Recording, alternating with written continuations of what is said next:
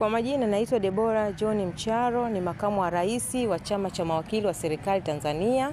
Tuko hapa kuanzia tarehe 9 mwezi Machi mwaka 2026 kwa ajili ya uzinduzi wa kamati za ushauri wa kisheria ngazi ya mkoa na wilaya na kliniki ya sheria bila malipo mkoa wa Tanga. Tumeweza kukutanika hapa kwa ajili ya kutoa huduma na kliniki za sheria pamoja na ushauri kwa wananchi wa mkoa wa Tanga.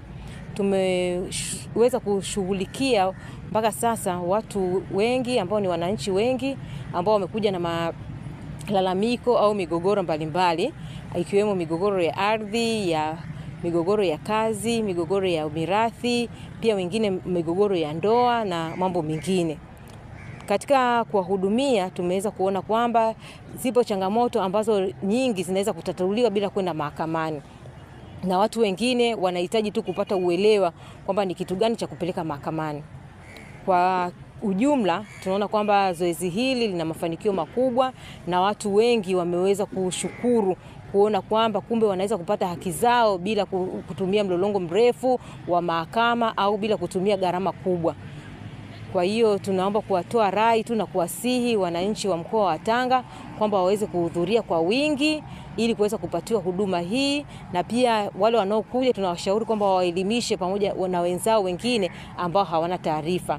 Kwa kweli mpaka sasa mwitikio ni mkubwa tu, watu wengi wanakuja na kila mmoja wanaongezeka na watu wanaonyesha kwamba wana shauku ya kwamba waweze kutatuliwa migogoro yao, na wakitoka hapa wengi wanakuwa wameridhika na kile walichokipata.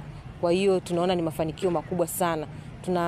Tunamshukuru mwanasheria mkuu wa serikali kwa kuwezesha kliniki hizi kuweza kufanyika, na pia tunamshukuru mkuu wa mkoa wa Tanga kuja kutuzindulia kliniki zetu hizi kwa ajili ya kuweza kutoa ushauri wa kisheria na kliniki za sheria bila malipo. Neno gani la mwisho kwa wananchi wakazi wa Tanga ikiwa tunaelekea kumaliza kabisa huduma katika mkoa huu? Neno la mwisho ni wasihi tu kwamba hii ni fursa, waweze kuhudhuria kwa wingi ili kuweza kuleta malalamiko yao na kuweza kutatuliwa, kwa sababu kama wakifuatisha mfumo wa kimahakama au kwenda kupata taratibu na haki zao kwa njia nyingine, wanaweza wakachukua muda mrefu au wakatumia muda mrefu kuweza kupata haki yao. Lakini hapa tunaona kwamba migogoro inaletwa na malalamiko hapa inatatuliwa.